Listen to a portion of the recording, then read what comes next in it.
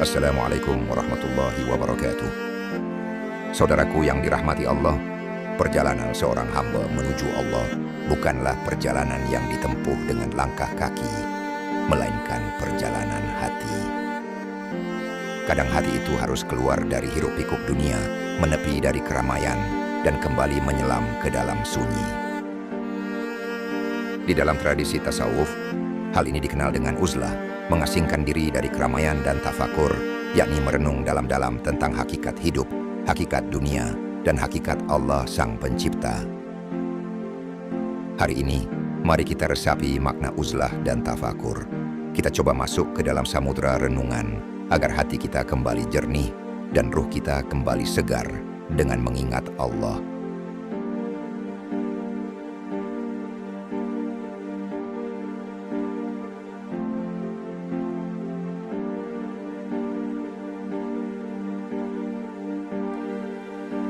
Uzlah bukan sekadar menjauh dari manusia. Uzlah juga bukan tentang lari dari kehidupan sosial. Uzlah dalam tasawuf adalah menarik hati dari keterikatan pada makhluk dan mengarahkan hati sepenuhnya kepada Allah. Para ulama sufi berkata, uzlah yang sejati bukanlah ketika tubuhmu menyendiri, melainkan ketika hatimu tidak lagi sibuk dengan selain Allah. Dalam uzlah, seorang hamba melepaskan pandangan dari gemerlap dunia. Ia belajar untuk tidak menjadikan manusia sebagai pusat perhatian. Ia berlatih agar hatinya tidak bergantung pada makhluk, melainkan hanya kepada Sang Khalik. Mengapa para sufi menekankan bahwa uzlah itu penting? Karena dalam beruzlah atau tafakur, ada manfaat besar yang didapat oleh seorang hamba, yaitu membersihkan hati dari kotoran dunia dan kesombongan. Namun kalimat ini menegaskan bahwa uzlah tidak sama dengan lari dari kehidupan atau meninggalkan tanggung jawab. Karena orang yang lari dari masalah hidup biasanya ingin menghindar dari kenyataan, takut menghadapi cobaan, atau malas berjuang. Itu bukan hakikat uzlah, karena uzlah bukan berarti membenci manusia. Bukan pula menutup diri dari dunia sepenuhnya. Justru dalam tasawuf, seorang hamba yang beruzlah tetap hidup di dunia, tetap bekerja, tetap berinteraksi secukupnya.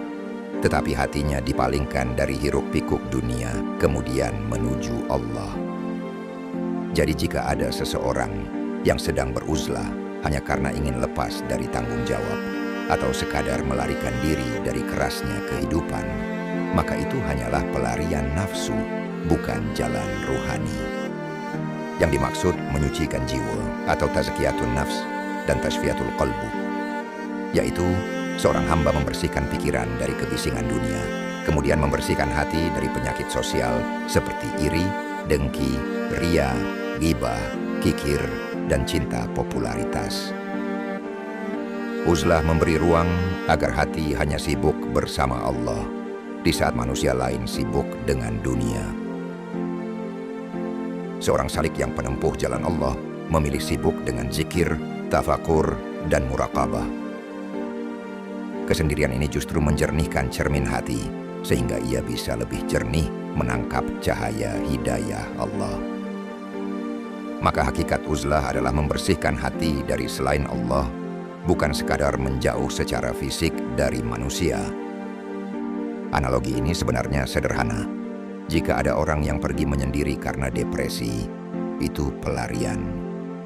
Ia memang bisa lari dari masalah hanya sekejap, namun ada satu hal yang harus dia tahu, bahwa masalah itu tetap akan menempel di hatinya, sampai kapanpun selama ia tidak mau berusaha untuk membersihkannya. Uzlah adalah proses penyucian spiritual, bukan pelarian dari realitas. Pelarian membuat hati semakin sempit, sedangkan penyucian membuat hati semakin lapang. Namun bila seorang salik beruzlah, ia tidak lari, tapi justru menghadap. Ia menghadap Allah, membawa hatinya untuk dibersihkan dari kotoran dunia. Analogi ini lebih mirip seperti orang yang sedang masuk kamar mandi untuk membersihkan diri dari kotoran. Namun uzlah membersihkan hati dari kesombongan dan cinta dunia. bukan lari dari orang lain, tapi menyiapkan diri agar kembali dalam keadaan suci. Sahabat ruang tafakur yang dirahmati Allah, orang yang beruzlah dengan benar akan kembali kepada masyarakat dengan hati yang lebih bersih, pikiran yang lebih jernih, dan jiwa yang lebih ikhlas dalam beramal. Setelah uzlah, ada amal hati yang lebih halus, yaitu tafakur. Tafakur adalah menatap ciptaan Allah dengan mata hati, lalu menemukan Allah dalam segala sesuatu. Allah berfirman dalam Al-Quran, "Sesungguhnya pada penciptaan langit dan bumi, dan pergantian malam dan siang, terdapat tanda-tanda bagi orang-orang yang berakal, yaitu orang-orang yang mengingat Allah sambil berdiri, duduk, atau berbaring, dan mereka bertafakur tentang penciptaan langit dan bumi seraya berkata, 'Ya Tuhan kami, tiadalah Engkau menciptakan semua ini sia-sia. Maha suci Engkau, maka peliharalah kami dari siksa neraka.'" Inilah tafakur yang membuka mata hati agar tidak hanya melihat dunia sebagai benda mati, tetapi sebagai ayat dan tanda-tanda yang menunjukkan adanya Allah, yaitu Tuhan yang Maha Pencipta, Pemelihara, Mengatur, Menentukan, Maha Kuasa, dan Maha Segala-galanya. Maha Suci Allah, lagi Maha Besar. Sahabatku yang dirahmati Allah, dalam tradisi para sufi, uzlah adalah pintu dan tafakur adalah isinya. Uzlah menyingkirkan gangguan luar, tafakur menyingkap hijab dalam. Bayangkan seorang hamba yang duduk dalam sunyi malam, mematikan lampu, menutup matanya dari dunia, lalu bertanya kepada hatinya, "Siapakah aku? Dari mana aku ini datang? Untuk apa aku diciptakan? Dan kepada siapa aku akan kembali?" Pertanyaan ini membuat hati bergetar. Dan dari getar itu lahir kerendahan. Dari kerendahan lahirlah rasa butuh kepada Allah. Dari rasa butuh lahirlah cinta kepada Allah. Dari cinta kepada Allah lahirlah ketenangan. Ketenangan yang tak bisa dibeli dengan dunia seisinya. Ketenangan yang hanya bisa diraih oleh mereka yang mengenal diri dan Tuhannya. Lalu hamba itu melanjutkan tafakurnya. Ia merenungi alam semesta yang terbentang luas. Ia melihat bintang-bintang yang bertaburan di langit malam, gunung-gunung yang menjulang tinggi, lautan yang membentang luas, dan segala keindahan ciptaan Allah lainnya. Ia bertanya pada dirinya sendiri, bagaimana mungkin semua ini ada dengan sendirinya? Bagaimana mungkin semua ini teratur dengan begitu sempurna tanpa ada yang mengatur? Dari renungan itu, ia semakin yakin akan kebesaran dan kekuasaan Allah. Ia semakin kagum akan keindahan ciptaannya. Ia semakin cinta kepadanya. Kemudian hamba itu merenungi dirinya sendiri. Ia melihat betapa kecil dan lemahnya dirinya di hadapan Allah. Ia melihat betapa banyak dosa dan kesalahan yang telah ia perbuat. Ia merasa malu dan hina di hadapannya. Namun di saat yang sama, ia juga merasakan kasih sayang Allah yang begitu besar. Ia merasakan betapa Allah Maha Pengampun dan Maha Penyayang. Ia yakin bahwa Allah akan mengampuni dosa-dosanya jika ia benar-benar bertaubat dan memperbaiki diri. Dari renungan itu, ia semakin bersemangat untuk beribadah dan mendekatkan diri kepada Allah. Ia semakin bertekad untuk menjadi hamba yang lebih baik lagi, dan ia semakin cinta kepadanya. Uzlah dan tafakur adalah dua sisi mata uang yang tak terpisahkan. Uzlah adalah sarana untuk menciptakan suasana yang kondusif untuk tafakur. Tafakur adalah sarana untuk mengenal diri dan Tuhan. Dengan uzlah dan tafakur, seorang hamba dapat meraih ketenangan, cinta, dan kebahagiaan yang hakiki. Saudaraku yang dirahmati Allah, uzlah dan tafakur bukan hanya untuk para wali, tapi untuk setiap hamba yang ingin dekat dengan Tuhannya. ada beberapa latihan sederhana yang bisa kita lakukan jika kita ingin memulainya. Pertama, melatih kesendirian sejenak setiap hari. Sisihkan waktu 10-15 menit tanpa gangguan. Matikan ponsel, duduklah sendiri. Lalu hadirkan Allah dalam hati. Kemudian zikir dalam sunyi. Ucapkan subhanallah walhamdulillah wa la ilaha illallah Allahu akbar dengan perlahan hingga hati menjadi tenang. Kemudian merenungi ciptaan Allah. Lihat langit, bintang, atau bahkan tubuh kita sendiri. Lalu tanyakan dalam hati, siapa yang menciptakan semua ini? Lalu muhasabah diri, karena tafakur juga berarti menimbang amal. Sudahkah kita ikhlas? Sudahkah kita benar-benar mendekat kepadanya? Jika hidup kita tanpa uzlah dan tafakur, maka hati akan terus sibuk dengan dunia. Kita bisa jadi rajin bekerja, aktif bersosial, tetapi hati gersang dan jauh dari Allah. Tanpa tafakur, amal hanya tinggal gerakan lahiriah, salat hanya rutinitas, zikir hanya bacaan, dan hidup hanya rangkaian kesibukan tanpa makna. Nabi Muhammad sebelum diangkat menjadi Rasul, beliau sering berkhalwat di Gua Hira. Itulah bentuk uzlah dan tafakur. Dalam kesunyian gua, beliau melihat langit, mendengar suara malam, merenungi makna hidup, hingga akhirnya wahyu pertama turun. Demikian pula para salik. Mereka harus melatih hati dengan menyendiri, menangis dalam sujud, dan merenungi ayat-ayat Allah. Namun saudaraku, tidak semua orang mampu uzlah secara fisik. Ada yang harus bekerja, menafkahi keluarga, berinteraksi dengan masyarakat. Maka Allah tidak memaksa semua orang harus pergi ke gunung atau gua. Uzlah bisa dilakukan di dalam hati. Artinya meski kita berada di pasar, kantor, atau rumah, dan tempat tidur, namun hati tetap bersama Allah. Dan inilah yang disebut oleh sebagian sufi sebagai uzlah batin, kesendirian hati di tengah keramaian dunia. Lalu, apa manfaat yang didapat ketika kita beruzlah? Pertama, meningkatnya makrifat kepada Allah. Uzlah menyepi dari hiruk-pikuk dunia dan tafakur merenungi ciptaan Allah akan membuat hati lebih jernih. Dengan kejernihan itu, seorang hamba mulai mengenal Allah bukan hanya lewat kata-kata, tetapi melalui pengalaman batin.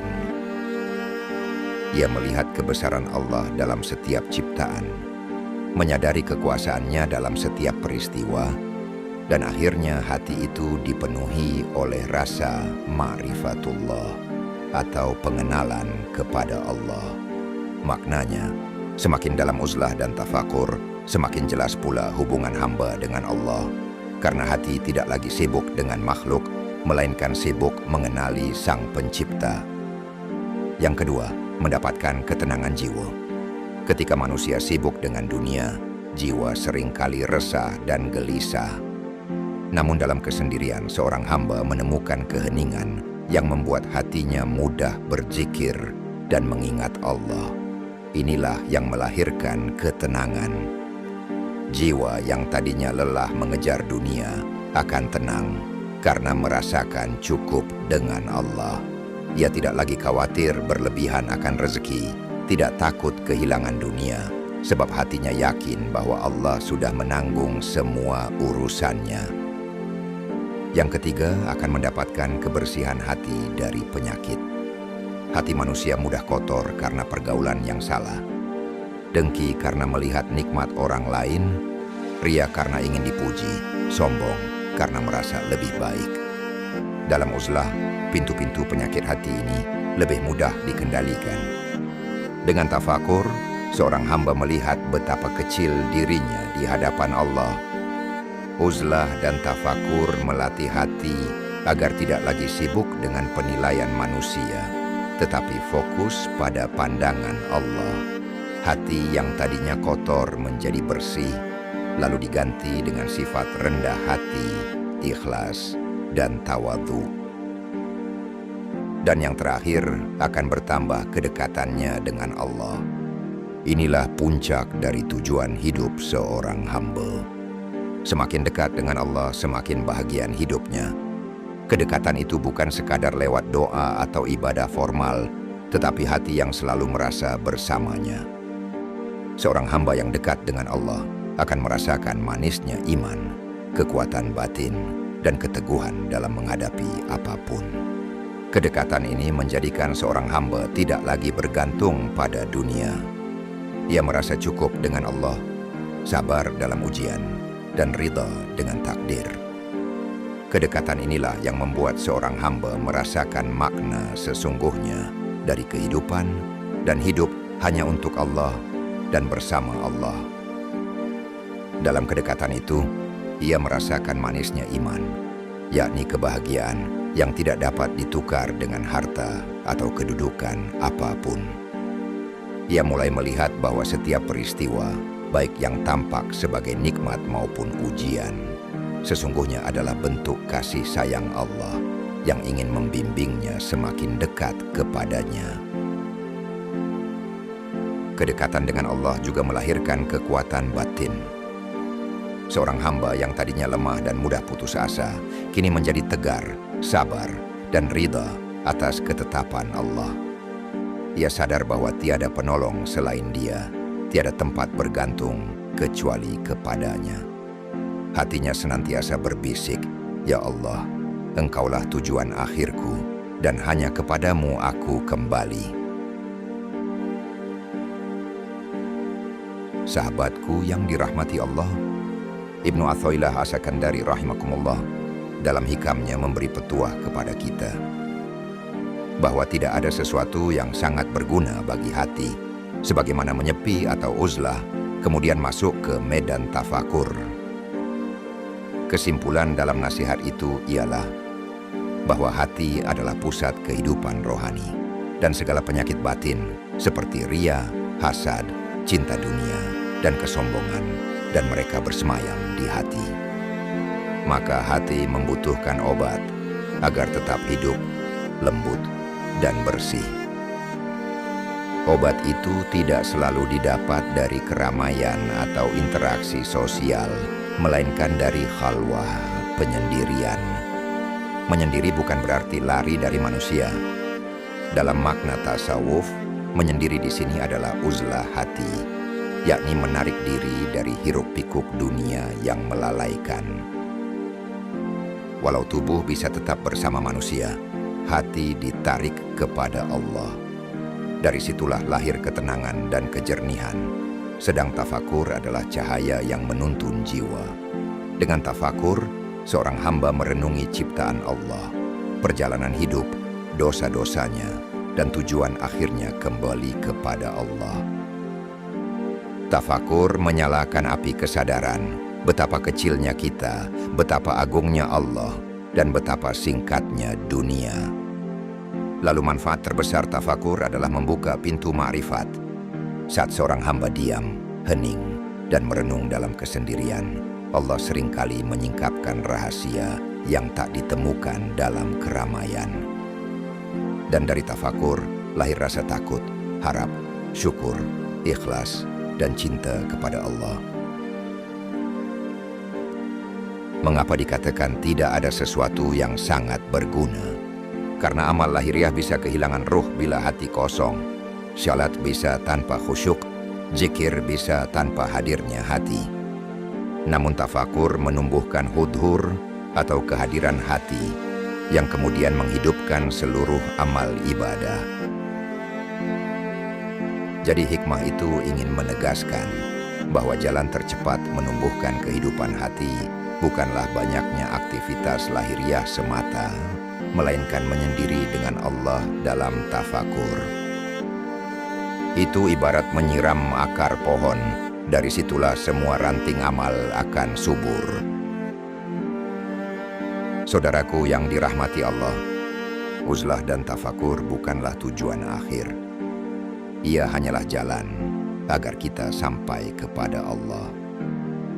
Yang terpenting bukan seberapa lama kita menyendiri, tapi seberapa dalam hati kita merasakan Allah dalam kesendirian itu.